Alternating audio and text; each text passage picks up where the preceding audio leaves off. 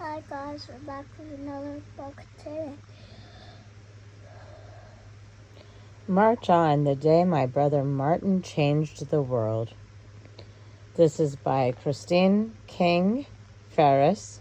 Notice how her middle name is King, like Martin Luther King. She married somebody whose last name was Ferris, and she kept her last name as her middle name, like Martin Luther King. This is illustrated by London Ladd, and it's a scholastic book, and it is called March On, the Day My Brother Martin Changed the World. And it is a timely read because today we honored Martin Luther King as a national holiday. March on.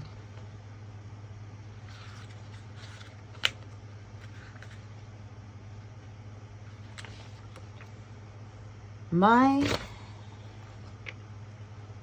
brother Martin, some hair on this book that is driving me nuts.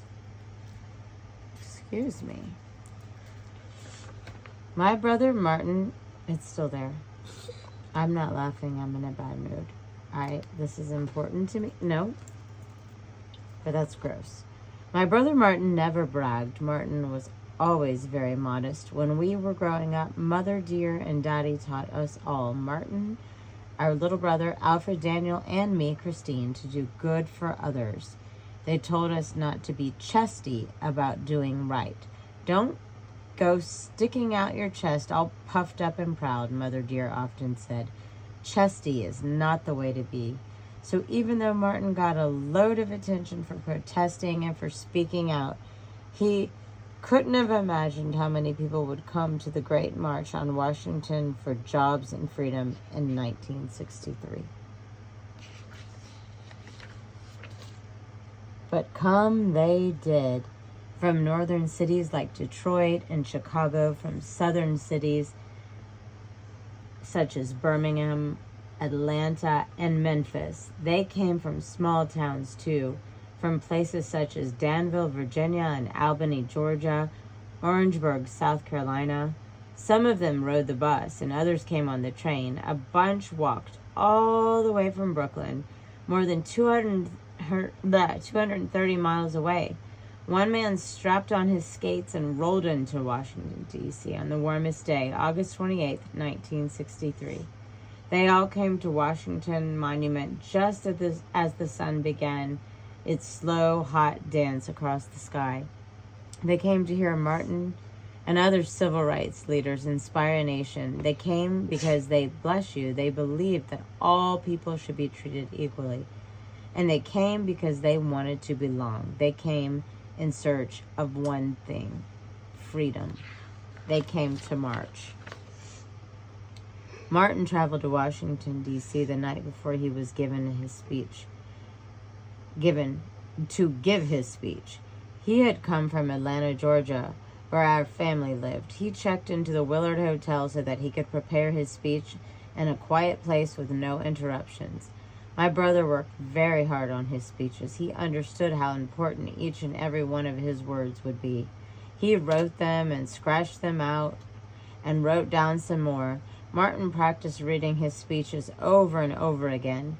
He stayed up all night in his hotel room. Not once did he stop to eat or even lay his head down on his pillow for a quick nap. That was Martin. Even if he'd wanted to sleep, he couldn't. His words of his speech kept him awake. His speech wouldn't let him rest. Martin was still writing when the sun came up. He was still making changes and corrections to his speech. The hours had passed quickly, and the time was rushing ahead very fast. Afternoon was not far off, so it would be time to deliver his speech, and my brother always liked putting the final touches on his words before he spoke them publicly. So he read his speech quietly to make sure it conveyed the message he wanted the listeners to hear.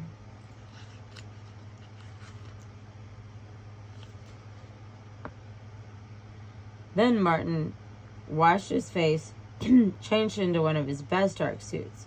Martin was a third-generation preacher. Our grandfather, the Reverend A.D. Williams, and our daddy, whose name was also Martin, had taught all of us King children many lessons about being an effective leader. They had told us to always be prepared with our best clothes when making public appearances. So even though it was a hot summer day, Martin wore a clean starched shirt and tie. He tucked his speech into his breast pocket. He was ready. Martin met up with the organizers of the march, some of the most respected civil rights leaders of the day. James Farmer, John Lewis, A. Philip Randolph, Bayard Rustin, Roy Wilkins, and Whitney Young. Together they headed over to the Capitol to talk a delegation of Congress about passing a law that would have black people treated the same as white people.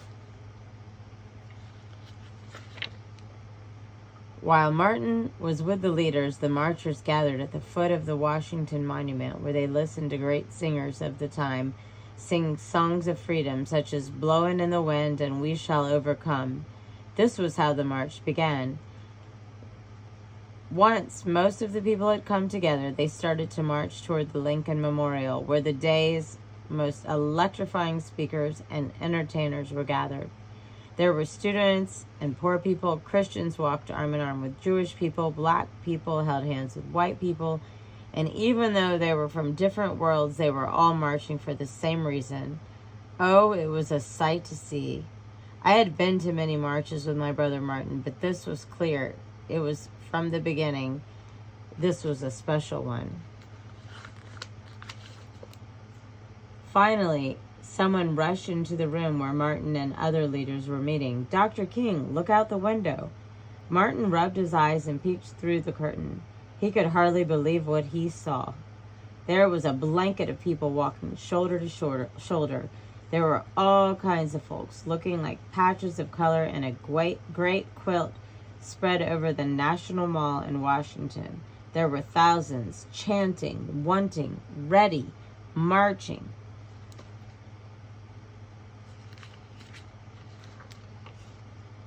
Martin rushed out of the Capitol steps. He and the other leaders hurried down the street to join the marchers. I always knew my brother was a powerful man, but when he and other men walked together on that day, there were a mighty force. The sea of marchers parted for Martin and his friends.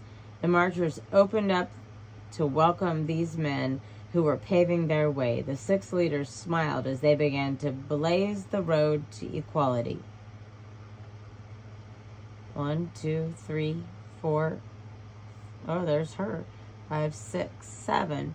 Coretta, Martin's wife, who was always like a sister to me, was not far behind. Her heart swelled with pride. As Martin walked, he saw his father carrying their children on their shoulders, waving and pointing and saying, "That's Reverend Martin Luther King." Grandmother and grandfathers were dressed in their Sunday best, nodding and wishing Martin well. Their voices lifted praise into the heavens and filled the air with a joyful song. "Woke up this morning with my mind stayed on freedom. Hallelujah." Martin didn't pay much attention to the police and the armed guards who'd been sent from the town all over Maryland to keep order. And he wasn't worried either about the angry people who yelled and made mean faces and hurled hurtful words at him. Some people even hoped Martin and the marchers would be scared off, or that they'd get upset enough to stay and do bad things back. They shouldn't have known this much. Martin didn't scare easily, and his marchers, who had always practiced nonviolence, came to Washington, D.C. with love in their hearts, not hate. Peace is certainly what Martin had on his mind as he stood next to the marble statue of President Abraham Lincoln, where he spent most of the afternoon helping other speakers put their final touches on their speeches and shaking hands with people who had come to make their voices heard. As the preacher, my brother knew how to influence a crowd. He knew that one of the best ways to get folks to listen was to present them with a good singer. Even though the day had been full of people singing freedom songs and putting their belief to music, Martin was especially pleased that he had saw that his friend, the legendary gospel singer Mahalia Jackson, had come to Washington on that day. Martin leaned towards Malia and whispered, "We need a song, Mahalia. Sing." And oh, did Mahalia sing. She let loose on those old slave spiritual, "I've been buked and I've been scorned." That song was slow and sad but defiant. Just the kind of song Martin thought would help remind people who had gathered together on that hot summer day. Malia's magnificent alto rolled over the National Mall in Washington like soft thunder. "I'm going to tell my Lord when I get home just how long they've treated me wrong," she sang, teasing and stretching each of the eloquent words. The marchers were moved to shout, "Sing, Mahalia, tell it like it is." When folks got to carrying on, Martin knew they were ready to receive his words. He stepped to the podium and looked out, taking the precious sight of so many eager people staring back at him. As soon as Martin began to speak, he found a rhythm that was all his own. There was no stopping my brother. Soon he wasn't even looking at the words he'd labored over the night before. His speech took on a force all of its own. He spoke with clarity and conviction. His friend Malia shouted to him, "Tell them your dream, Martin." And he did. He used his words to paint a picture so vivid you could almost see the snow-capped mountains in the Colorado mountains, the slopes of California, the Stone Mountain of Georgia, and even the molehills of Mississippi that he had described in his speech. He spoke of people of all colors, from all nations, getting along, working together, and praying together, and standing up for freedom. Together in a beautiful symphony of brotherhood, he said. My brother Martin had a dream, and he shared it with the marchers. He shared it with the nation and the world. It was beautiful, inspirational, and a dream. One day, he said, children would live in a nation where they wouldn't be judged for the content. They would be judged by the content of their character, not the color of their skin. Where black boys and girls would be joined hand to hand with white boys and white girls as sisters and brothers. Martin's words were as loud as thunder, and when he spoke, I could feel myself filling with pride.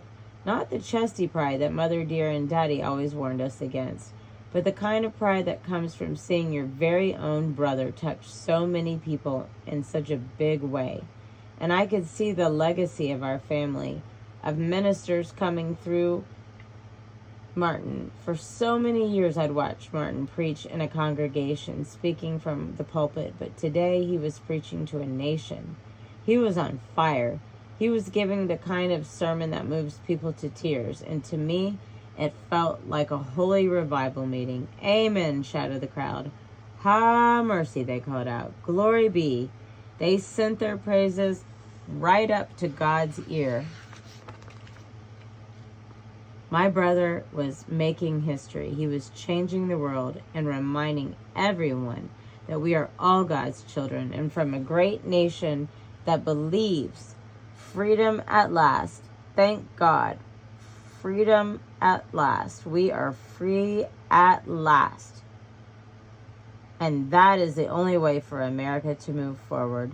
Martin shouted, and that patchwork of quilt of people who had come from small towns and big cities clapped and cheered and let their tears flow. I couldn't hold in my excitement. I knew something special had happened. I was clasping my hands to my heart and smiling. I got chills listening to my brother speak. Mother dear and Daddy and Alfred Daniel and I knew a change was surely going to come. Martin and his dreams had inspired people to help make the change happen. There was so much hope in Martin's speech. Hope for all of us. Hope for the whole world. On that day, my brother and all those who marched in Washington taught us all about the power of words and how important it is to work together and raise our voices to speak up.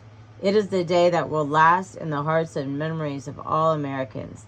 That beautiful quilt of people standing tall, taking a stand, and making a difference for you, for me, for us all. The end. We hope you enjoyed this on this very special day. Don't forget to like and subscribe. Don't forget to like and subscribe. March on.